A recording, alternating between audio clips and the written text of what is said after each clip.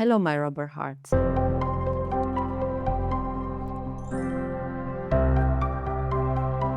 In the last episode, we opened the door to a whole new world.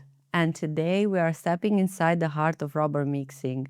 Because if you've ever stood next to an internal mixer, you know it feels like a powerful, almost mysterious machine.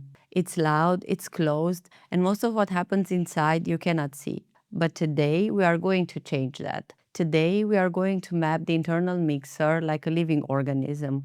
We are going to follow the journey of the material from the moment it enters to the moment it leaves as a transformed compound. So imagine this. You are a tiny particle of rubber, and your journey is about to begin.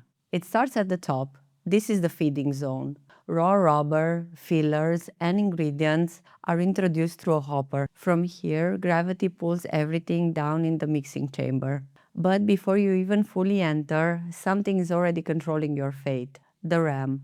The ram sits above the chamber like a powerful hand, pushing materials down, controlling how much space they have, and ensuring proper contact with the mixing elements. It moves up and down, adjusting pressure, almost like breathing. Too little pressure and the material won't mix properly. Too much and you risk overheating or poor flow. So already you can feel this machine is not passive. It's actively managing the process. Now you enter the core, the mixing chamber. This is where everything happens. It's a closed, heavy-duty cavity designed to withstand high pressure and temperature.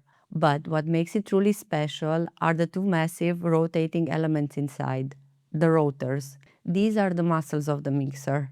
They rotate, they grab, they stretch, they compress. They pull the rubber in, force it against the chamber walls, and continuously move it through different zones of stress and deformation. The chamber is not just an empty space. It is carefully shaped, and together with the rotor geometry, it creates a complex flow pattern.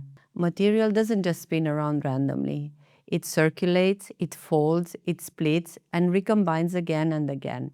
This is how mixing really happens. Now, while all of this mechanical action is going on, something else is quietly entering the system. Through dedicated feeding lines and injection ports, oils, liquid additives, and sometimes even fine powders are introduced directly into the chamber. Think about that. You're inside being stretched and sheared, and suddenly a stream of oil is injected into the system. It changes your viscosity, your flow, your interaction with fillers. Timing here is everything.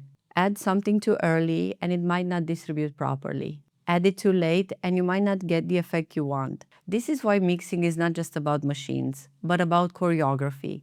Now, as the rotors continues to work, something else starts to happen. Heat builds up. Rubber is viscoelastic, which means when it deforms, it doesn't just bounce back. It dissipates energy as heat. So inside this chamber, temperature rises quickly. And this is where another critical system comes into play, the cooling system. The chamber walls and rotors are often equipped with internal channels where water or other fluids circulate. This removes heat, controls temperature, and prevents the compound from degrading or reacting too early.